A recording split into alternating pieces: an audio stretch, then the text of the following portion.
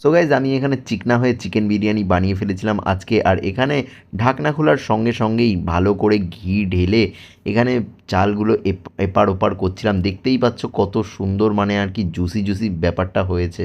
So Barrackpore style chicken biryani বানানোর চেষ্টা করেছিলাম আর বানিয়েওছি।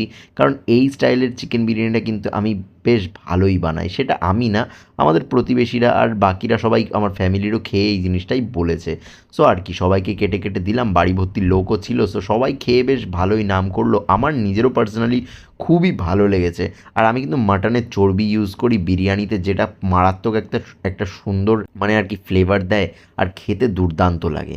সো এই যে ফ্লেভারটা, এই যে অ্যারোমাটা, এটা কিন্তু আমার মারাত্মক সুন্দর লাগে। এমনকি বিরিয়ানির মধ্যে এই জিনিসটাই তো সবথেকে বেশি ইম্পর্টেন্ট। সো খেতে একদম দারুণ হয়েছিল, ফ্লেভার কোয়ালিটি সব কিছু একদম মেনটেন ছিল আর কি। আর বাড়িতে বানানোর জিনিসটা আলাদাই হয় সবসময়। আর এখানে এসেছিলো ম্যাডামকে মা নিজে ইনভাইট করে